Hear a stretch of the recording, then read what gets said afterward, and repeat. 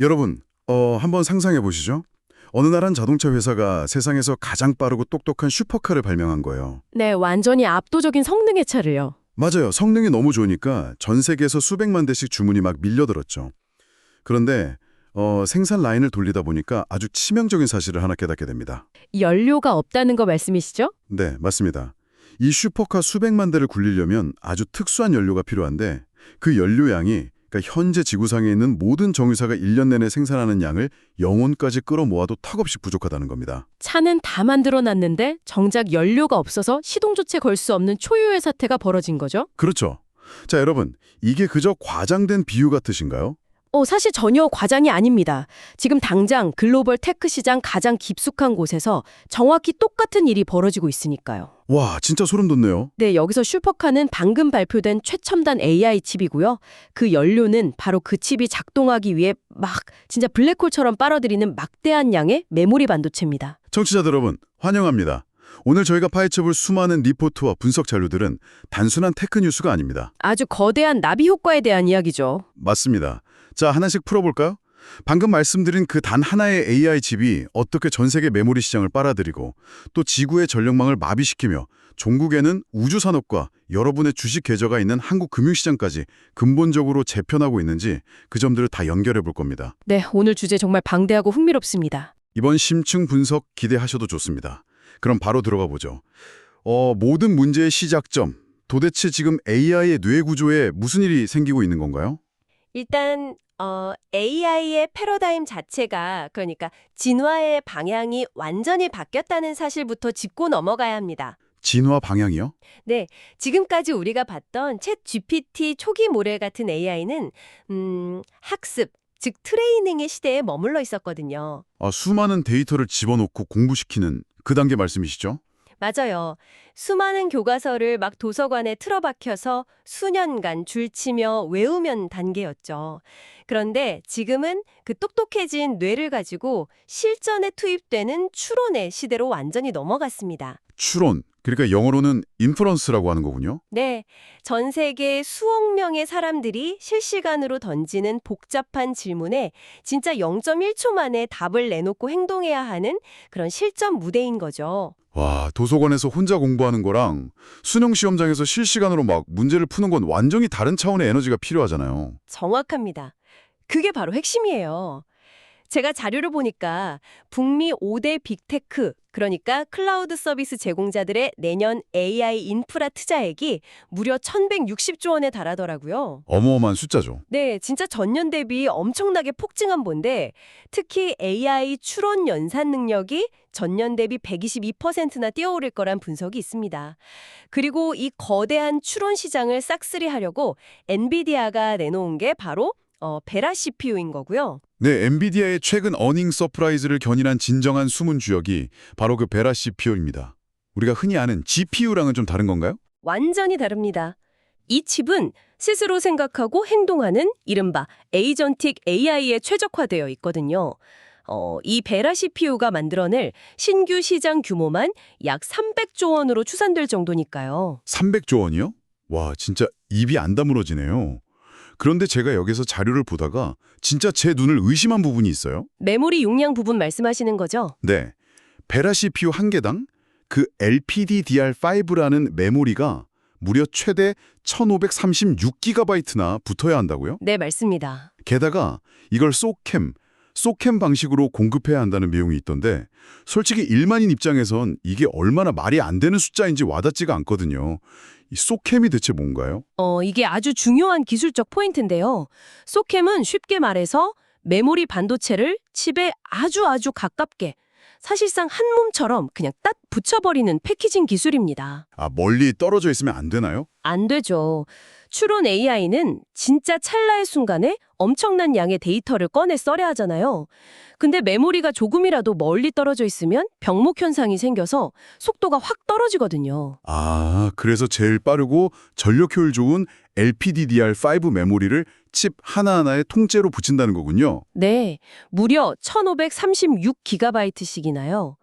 이게 어느 정도 물량이냐면 엔비디아가 목표로 하는 베라 CPU 단독 판매량만으로도 307억 기가비트의 수요가 생겨버립니다. 와, 307억 기가비트요? 네, 이게 전 세계 D램 3대장이죠.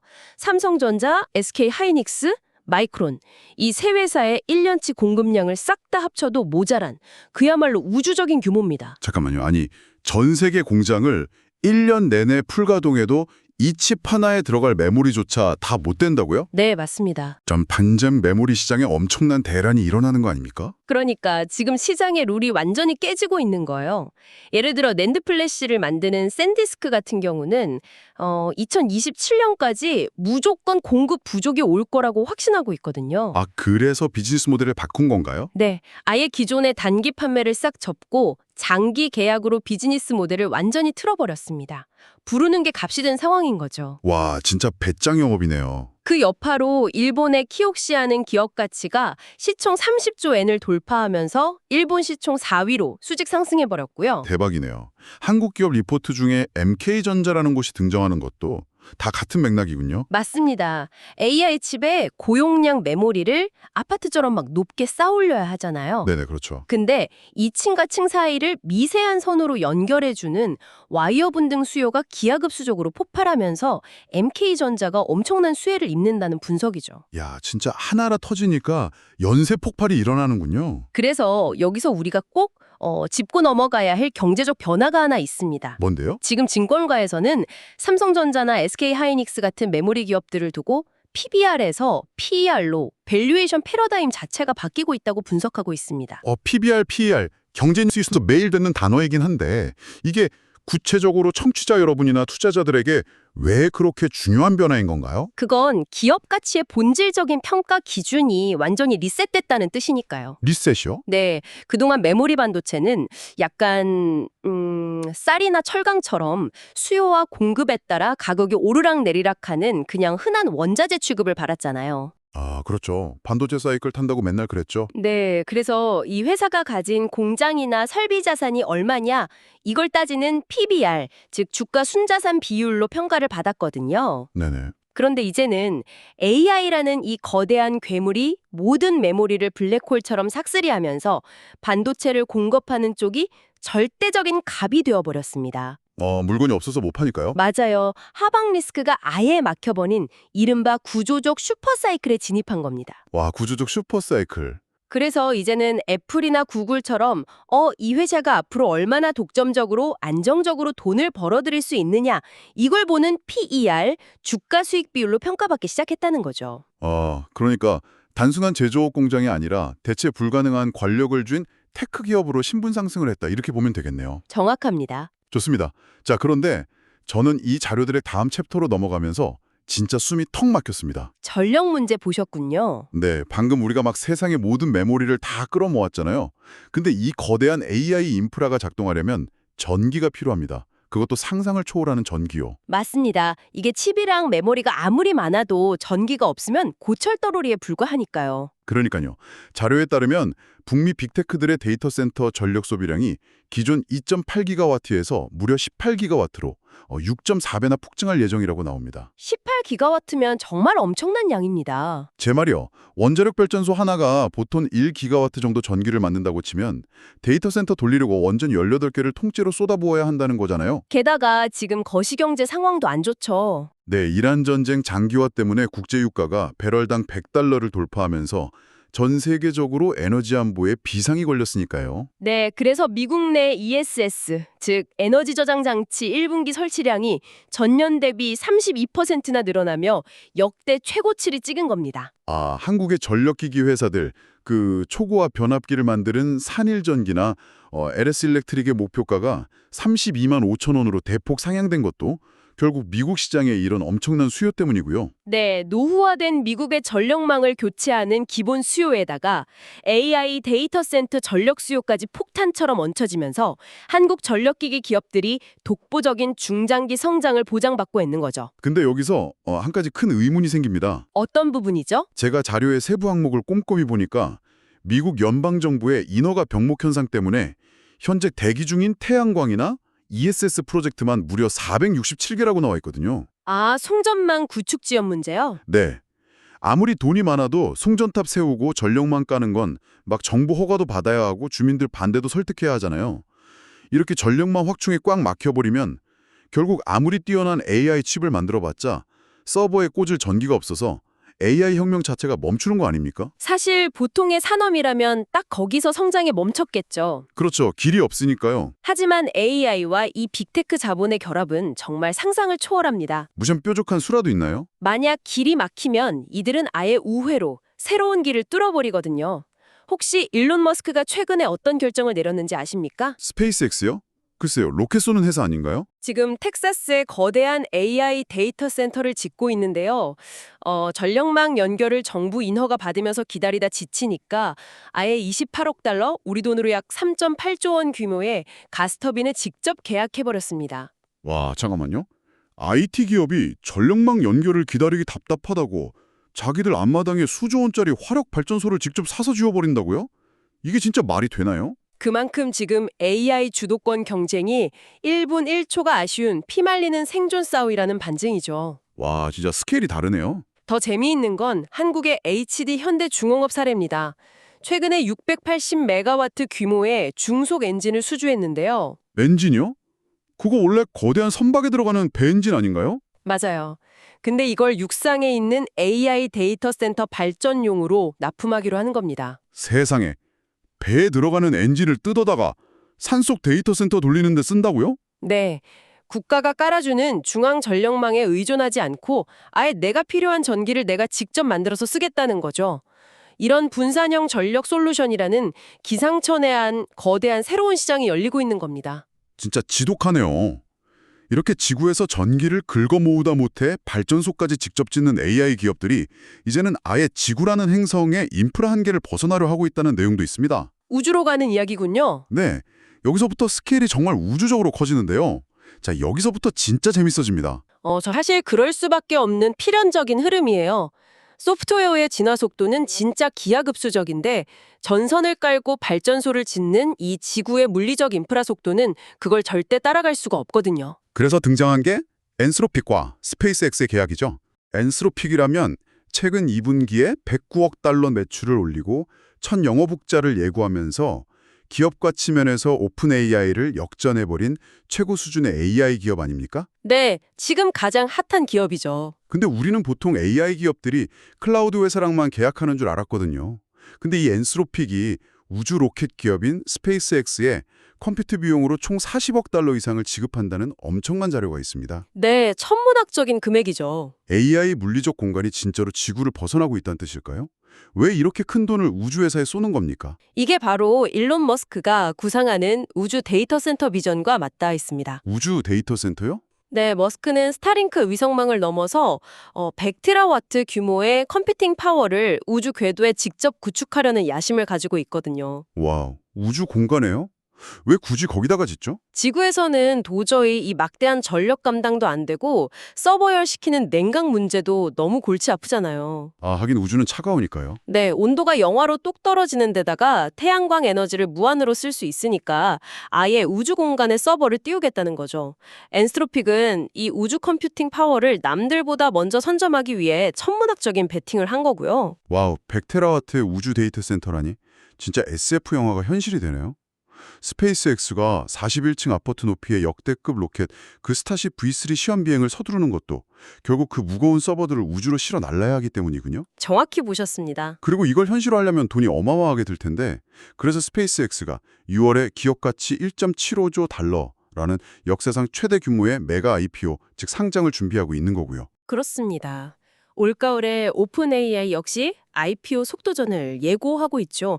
결국 소프트웨어 기반의 이 AI 패권 전쟁이 그 막대한 인프라 비용을 감당하고 자본을 빨아들이기 위해서 글로벌 자본 시장의 메가 IPO 장세를 강제로 열어젖히고 있는 형국입니다. 와, 우주 공간으로 도망치듯 뻗어나가는 AI 서버들의 이야기도 진짜 충격적이지만요. 저는 반대로 우리 지구의 일상 속으로 육체를 입고 걸어 들어오는 AI들의 이야기도 절대 놓칠 수 없다고 생각합니다. 이른바 피지컬 AI, 물리적 AI의 시대죠. 네, 아마존 AWS가 전폭적으로 생태계를 지원하고 있고 또 현대차 그룹의 보스턴 다이내믹스가 휴머노이드 로봇 아틀라스의 상용화 로드맵을 밟고 있잖아요. 맞아요. 한국의 IL이라는 기업도 휴머노이드 로봇 IL봇 300억 원 초도 공급 계약을 맺었다는 자료가 있죠. 네, 그런데 자료를 읽다 보니까 가장 똑똑한 뇌를 만들고 전기를 구한다고 다 끝나는 게 아니더라고요. 현실에서 완벽하게 움직이는 로봇을 만들려면 아주 진흙탕 같은 지정학적 리스크에 부딪힌다고요. 그게 바로 원자재 리스크. 그중에서도 히토류 문제입니다. 히토류요? 네, 화면 속의 AI는 텍스트나 이미지만 출력하면 되잖아요. 하지만 피지컬 AI는 지구의 중력과 마찰을 직접 견디며 움직여야 합니다. 그렇죠. 넘어져도 일어나야 하고 무거운 것도 들어야 하니까요. 그러니까 아틀라스처럼 뛰고 구르는 무거운 로봇의 관절에는 엄청난 열과 물리적 부하가 발생합니다. 이걸 견딜 수 있는 강력한 고토크 액추에이터, 즉 모터를 만들려면 일반 자석으로는 어림도 없거든요. 아, 일반 자석은 열쇠고리에나 쓰는 거고요. 네, 고온에서도 자성을 절대 잃지 않는 아주 특수한 소결 자석이 필요한데 여기에 필수적으로 들어가야 하는 핵심 광물이 바로 디스프로슘이라 테르뷴 같은 중히토류입니다. 그냥 철광석 캐듯이 아무 데서나 쉽게 캘 수 있는 광물이 아닌가 보죠. 네, 가장 큰 문제는 이 중히토류의 채굴은 차치하고서라도 불순물을 분리하고 가공해서 자석으로 만드는 이 핵심 밸류 체인을 사실상 중국이 100% 독점하고 있다는 점입니다. 아, 잠깐만요.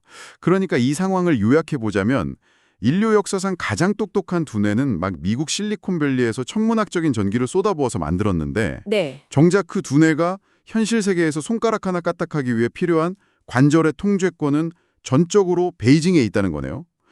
이거 굉장한 딜레마 아닌가요? 이 지점이 바로 현재 AI 산업이 던지는 매우 중요한 질문이자 뼈아픈 역설입니다.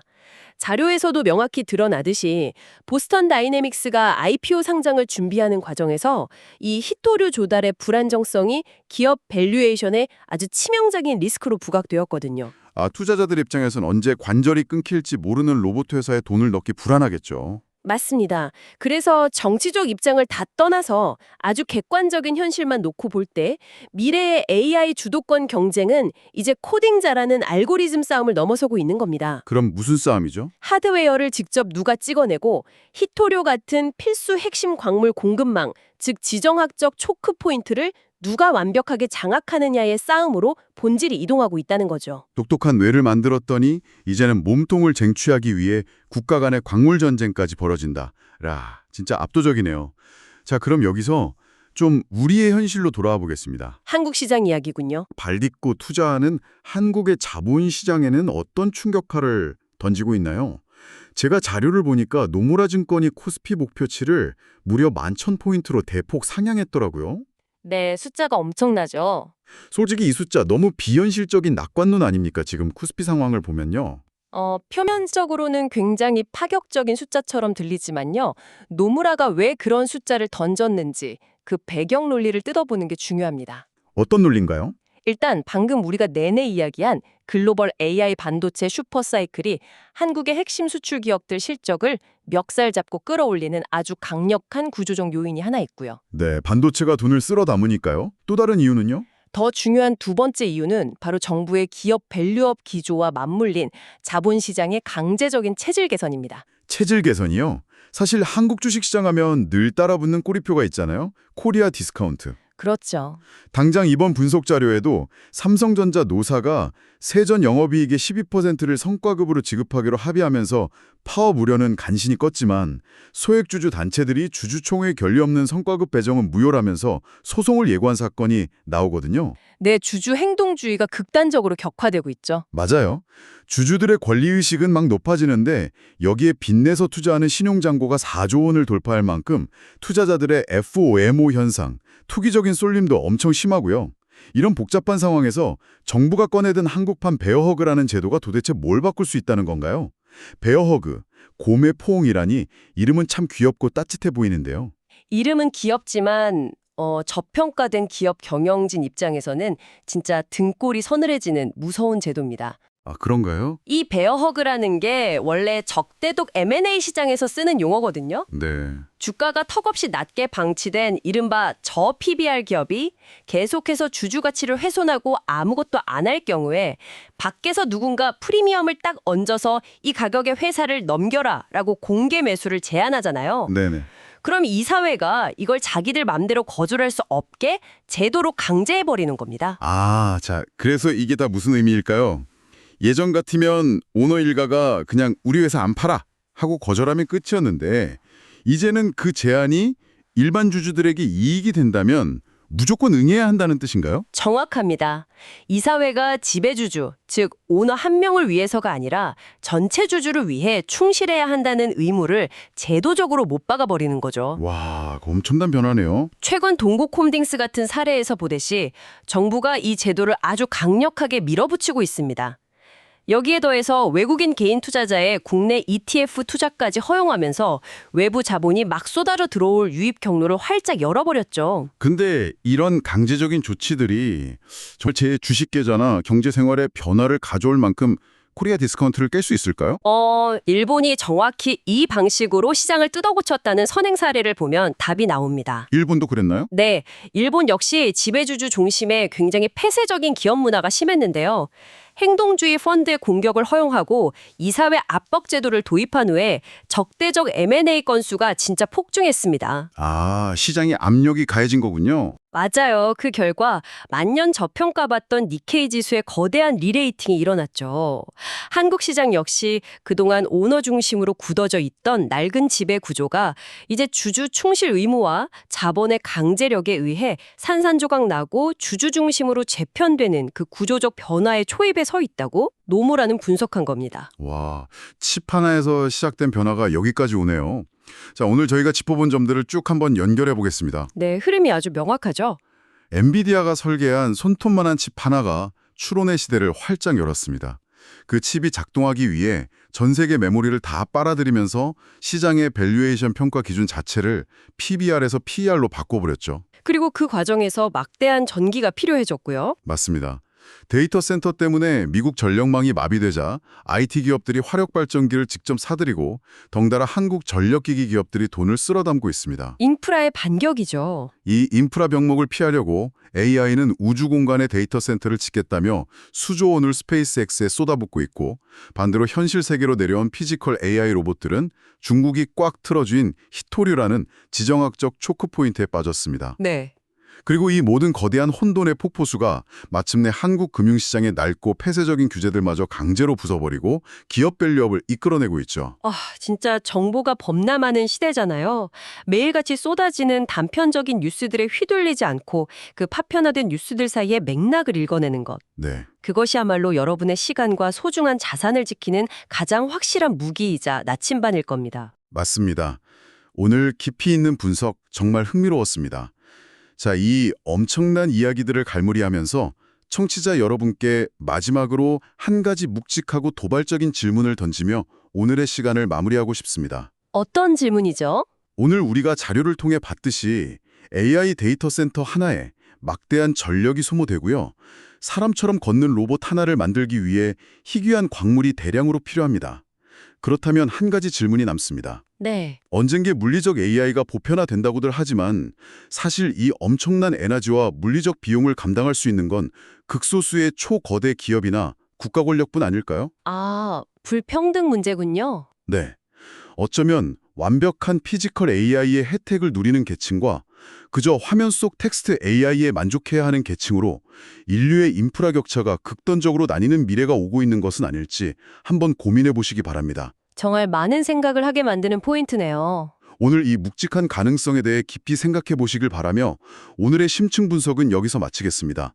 언제나 그렇듯 가장 날카롭게 맥락을 연결하는 저희는 다음 시간에 더 놀라운 연결고리들을 들고 여러분을 찾아오겠습니다. 함께해 주신 여러분 고맙습니다. 감사합니다.